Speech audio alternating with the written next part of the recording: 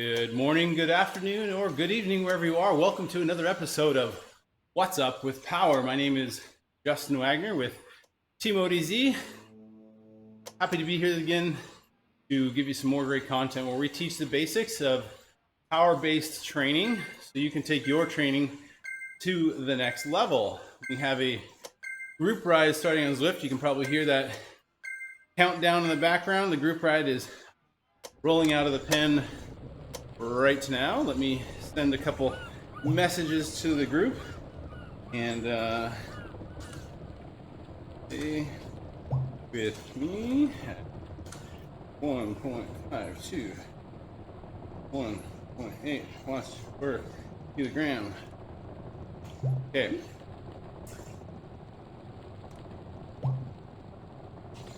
Is not a race. Okay, I think we've got that dialed in, get my cadence right. And okay, so today's topic, a very interesting one, we are going to be talking about power meters, power meter market. Let me slide here so you can kind of see slides. Yep, so we're going to be reviewing the power meter buyer's guide from DC Rainmaker. If you're not familiar with DC Rainmaker, so he is an independent third party in the market, so he's not selling any direct products, but he basically does product reviews, very good in-depth product reviews. And every year he puts out what I want to call like a state of the union of the power meter market. And today we're going to discuss that, talk about the options that exist, because if you've started looking into buying a power meter, you know it's a pretty convoluted, pretty complex. There's a lot of options. You can get lost pretty quickly. So our hope is to make you informed about the market so you can make an informed purchasing decision if that's what you're in the market for. So welcome all to the live stream. And so a quick note, we've launched a forum over at discuss.endurancelab.fit. And actually, I posted a sneak peek about this topic coming up on the forum. I think it was Saturday or Sunday, and we have had pretty good conversation around people's different experiences with their power meter. So check that out. There's lots of good conversation there. If you've got further specific questions, or if you're watching the replay and you want to get your questions answered, this would be the great place to go. So forums at discuss.endurancelab.fit. Okay. So this is image that kind of portrays what we're talking about. We've got so many power meters out there on the market, many different types. This grid, I'm sure, does not even display all of the types of power meters. In fact, this is from like 2 years ago, and the one you used this year was even bigger and more complex, showing all the different options. But so which one do I buy? Well, the glorious answer is it depends. Yep, you're right. There's not a single answer for everyone. This is going to depend on many things. So that's what we're going to talk about today. What are the dependencies? What are the different pieces that'll lead your decision-making process? Okay, so in general, there are several different types of power meters that fit on different places of your bike. And depending on what bike you have, specifics of how it's built, what components you have on it, all these things may actually influence the one you choose because of compatibility, portability, ease of use. There's many different reasons. So here I got on the screen a picture of these are 5 different places where power meters are commonly located on a bike. So you could have pedal-based power meters. You could have a power meter that's sensing in your crank arm. I have other ones that get embedded in the crank spider chain rings. I have one that go inside the bottom bracket or an axle. Even some of them just slip right in that spindle. As well as ones that are basically a replacement rear wheel. They sense it in the wheel hub. So that's kind of where they're located. Now we're going to go into each one of them. We'll talk about the trade-offs, the pros and cons for each one. Talk about, yeah, that's in general. Knowing those pros and cons and help you start making an informed decision about what style you should be looking for. And even once you narrow down the style, there's still most certainly going to be some vendor preferences. And I'll be honest, we probably aren't going to get into depth of the vendor preferences because that is a whole nother beast that I don't have enough time for today. But I think getting you on the right foot of understanding the style you want will help narrow your search. And that's kind of the focus of today's episode. So let's talk about a wheel hub. So let me play this out on the screen. So the positives for the wheel hub based power meter is that it is very easy to swap between bikes. If you happen to have multiple bikes, they all have the same rear derailleur, so an 11 speed or all a 10 speed, it should be fairly easy to swatch. You can obviously still swap, if you change your cassette, you could swap between bikes of different rear derailleurs as well. But this is a pretty easy, simple swap. I think everyone's familiar with removing the rear wheel. If you've ever gotten a flat, it's something you need to know how to do. So now where is the downside?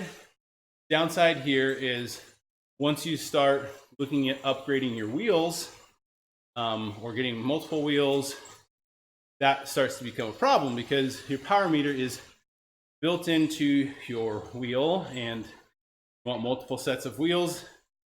It's not an easy operation to move that power meter between wheels, right? You pretty much got to destroy the whole wheel, break it down, build it back up. So that's one of the downsides. It's just that you start having, say, training wheels and racing wheels. Now all of a sudden you got to have multiple of these. So that's probably the one downside. And so furthermore to that, you might, let's say you wanted to buy one of these wheel hub based power meters. You may end up buying a whole wheel rather than just the power meter. So it's a little bit more costly because you're buying, the spokes, the rim, the whole 9 yards. But so it's very uncommon for you to be able to just buy the power meter hub itself and put it on your existing wheel. It's probably possible, but it's, again, a lot of manual there and manual labor, so a little more complex. But that's, in general, the pros and cons you're looking at for one of these types of power meters. Let me send a message here. Easy on Bill. All right, let's talk about pedal-based power meters. Click this out so we get it all on the screen. So one of the biggest benefits of pedal-based power meters is that they are probably just as easy, if not easier, to provide multi-board. Probably the best option for multiple bike support because changing pedals slightly more complicated than changing a rear wheel. But if you don't run into the problem with the wheel hub where you want multiple sets of wheels, you have to have multiple power meters. It's not very common for people to have multiple sets of pedals, right?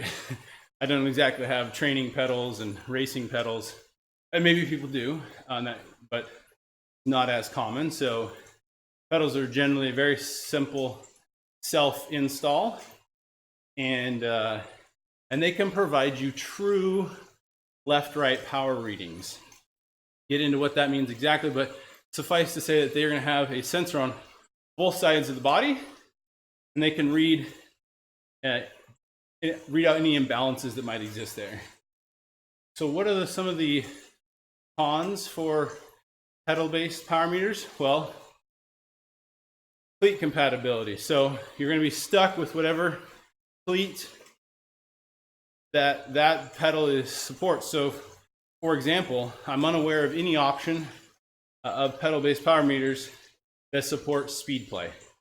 So that's a no-go from the start from people who are very sold on using speed play. There's many reasons for that they would use it, but so that's one. Also, when you're comparing this to a solution that's only measuring one side, it's going to generally be more expensive because there's dual strain gauges. Now, caveat on that, con is that they do make pedal-based systems that just measure one side for exactly that reason, to cut down the cost, to make it a little bit more affordable. So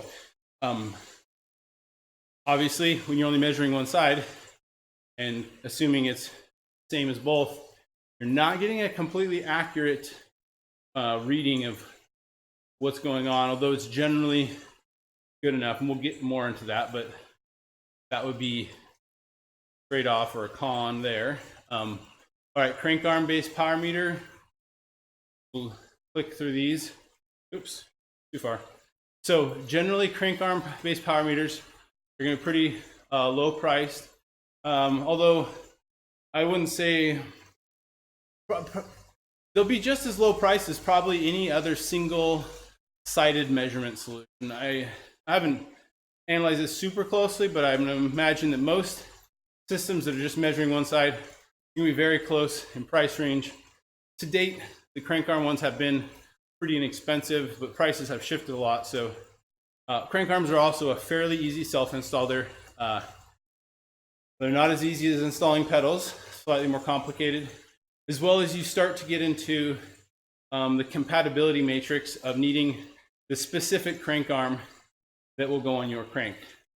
You can't just say, oh, I want brand Y's crank arm, because brand Y has to make several different crank arm options depending on which crank you have and how it attaches. So something to be aware of there. So you could potentially just buy one and it might not fit. Whereas with pedals, it's very unlikely that you're going to buy pedals that don't fit in your crank arms. It's a very universal connection point for pedals, crank arms. Same with wheels, right? Pretty universal there. So you don't really have a compatibility matrix issue. The cons here, moving your crank arm between bikes is pain. It's not as easy as swapping pedals or a wheel. And these crank arm solutions that are really easy to swap tend to only be measuring the left side, because the left crank arm is very easy to swap out.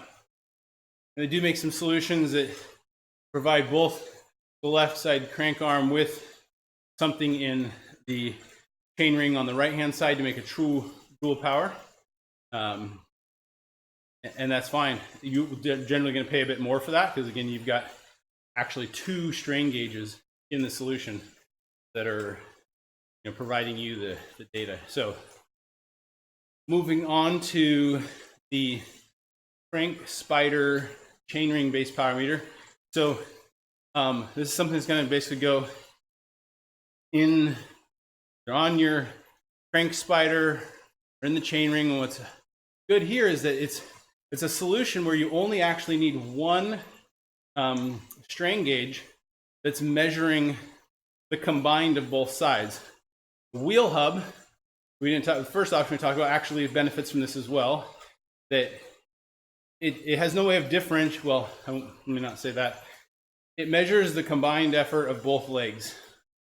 So you'll know your true total power now. And some of them even have fairly accurate ways of providing a good guesstimate of what the balance of your power between your left and your right side is.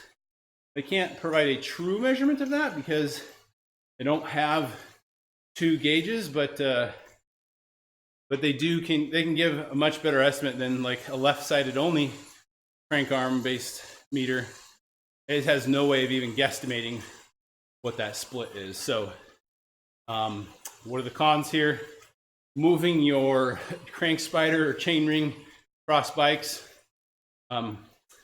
most likely not an easy solution. Most people have different bikes because they're going to be slightly different styles of bikes, and having the same chain rings or crank spiders is probably long shot. It's probably not true. So moving these between bikes would be very difficult. And as well as we talked about the compatibility matrix that you start to get into with crank arms, that compatibility matrix gets even more complicated in the crank spider chainring world. So in this solution, a lot of times it's just better just to buy an entire crank set that's already got the power meter built in, so you're not dealing with compatibility what you have. You may have to swap out bottom bracket in that case, but that's probably the right way to go. Let me type here, easy on the hill.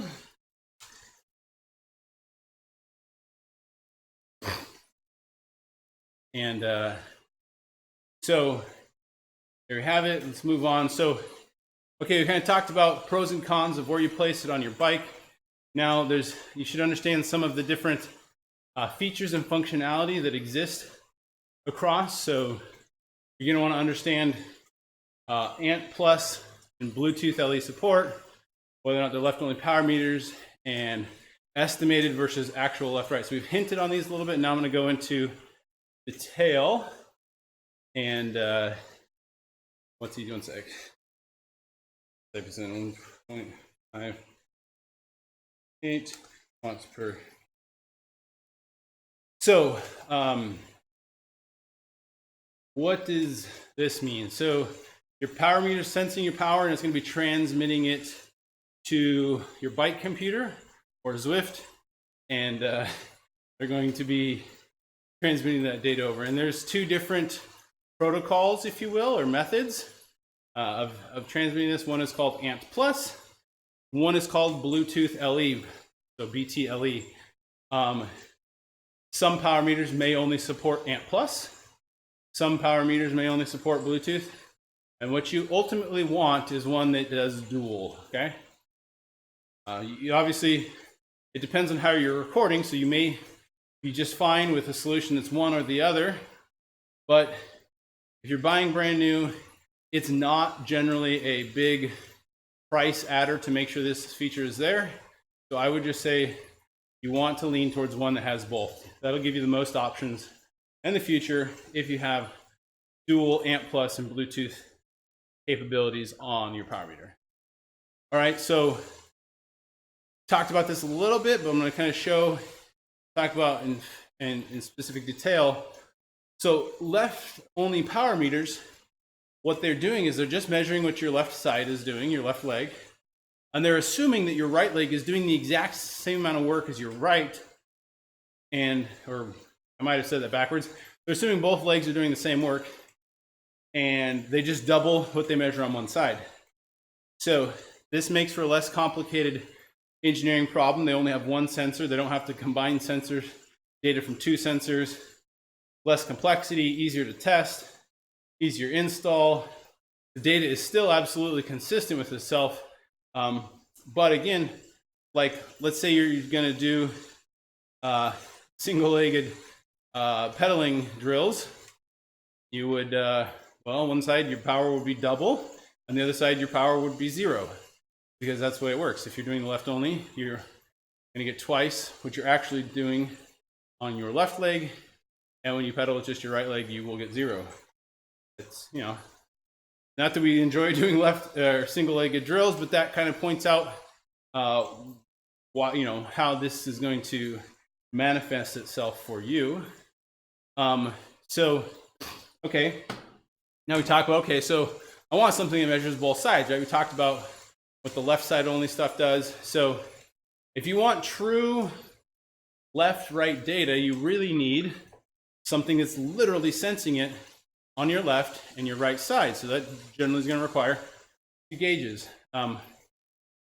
Now, some sensors are more centrally located on the bike, and what they're sensing is actually the combined effort of both legs. And in that case, they can approximate it through knowing where the crank arm is at, and they take some assumptions of pedal stroke efficiency, where you're generally putting out power, at what rotation, and they can make an educated guess. It's pretty accurate as to what the balance is. So, so this would be, crank arm based ones, spider, or not crank arm, excuse me, spider or chain ring, maybe one that goes inside the bottom bracket spindle. So, in summary, so when we ask, what is the right power meter for me? You need to ask yourself these questions. Where on my specific bike is it best to put a power meter? That can vary from bike to bike. Also, one thing I mentioned is sometimes there is potential clearance issues with adding the power meter to specific bikes and their tolerances, so it's something to be aware of. The other question is, how many bikes do I have, and do I need a power meter on all of them? This can influence my decision. Also, how am I going to record the power data? My phone, dedicated cycling computer, am I only using it indoors on something like Zwift? So basically those are the questions you ask yourself. Understanding those should definitely get you in the right ballpark. It should narrow things down to maybe 2 to say 4 options. And at that point, it should be pretty easy to start looking at, price becomes comparison. Okay, what's the more expensive one, less expensive, who's been around a while, who maybe has better customer support, right? So that's where you're going to differentiate between those last 2 to 4 options is, that's where the companies are trying to fight and provide value here. And so there's a whole wealth of reasons you might choose one over the other. Maybe your buddy works for one, you want to support him. Maybe your buddy gets you a deal on one, right? But that's how we're going to solve that last part of the question. And so we are going to move on to the question and answer session. So if you have questions, let them fly in the comments. We will definitely address them here live. We've got a few minutes left. I want to, while you're thinking and typing your questions, just give a quick outlook for what's coming up over the next couple of weeks. So next week, January 24th, I'll be presenting again. And we're going to be doing a recap of the topics we've covered over the last 12 weeks. So let's say you're just stumbling onto this and you kind of want to get a good feel for what exactly comes across the show. Okay, well, we're going to give you that summary, quick high-level summary of what the takeaways are from each of the 12 weeks. And then if you want to drill in on a week, we can obviously go look up the recordings of a past episode and do that. The week after, we have a new guest presenter. His name is Dennis Patro, and I hope he doesn't have to correct me on the pronunciation of his last name. Anyway, I will hopefully get it down, and hopefully I got it right. So he's going to be giving a training on building an annual training plan and what that means. A lot of us are starting to look at next season. We're starting to look at what we're going to do. We've had Taylor Thomas in come and talk about this from a perspective of how do I review the last season and how that helps me plan for the future. And I think what we're going to go with Dennis on this one is a lot more of the just focusing on the forward planning as well. And so he has a system he's developed called Burita Training. That's a tool it's used to improve your annual training. So if you want to check that out, I've been kicking the tires on it. I've been impressed with it. Still seeing how it all works, but I think it's got some good potential. If I could give a 10-second summary of what it is, it's basically a much better version of the annual training planner than what Training Peaks has. And that's kind of what they've improved and makes it better for dynamic scheduling as the season goes on. But so if something you want to look at, it's definitely, don't want to make this an infomercial for that service, but he's coming on and he's going to become a presenter and give us some more insights on lots of topics and not just about his specific service. So with that, I'm not sure if that's a question or not on the live stream, but let me click through one more slide here. And so, again, if you're watching the replay, if you have a question, 2 ways to do that. Go to the forum at discuss.endurancelab.fit. If you've, let's say you've narrowed down to a few different options, power meters, and you're not quite sure what one works for you, by all means, come in the forum, ask the question. We'd love to help narrow that down, maybe share some of our personal experiences that we've had with maybe some of those that may enlighten you, may point you in the right direction. Or you can also send us an email at WUWP@emodz.com, and we will answer your questions there as well. So, looks like I've blown everyone's minds with all the complex information about power meters. And they're just, or I've just described the market so well that there couldn't possibly be any questions. So I take it as a compliment that it wasn't confusing. But anyway, so what we'll do here is I'm going to go ahead and bring down the live stream, and we'll keep the ride going. The ride's got about another 4 minutes. I'll keep going here. We'll close that when that timer runs out. But I want to thank everyone for joining. If you've got the questions, you know where to hit us up. If you like the content, please subscribe to the channel. We bring lots of good live content daily. It'll help you maybe understand racing tactics better, nutrition, training, workouts, you name it, we've got it. So give us a like, a follow, and I hope to see you on the next episode of What's Up with Power, and you have a wonderful day.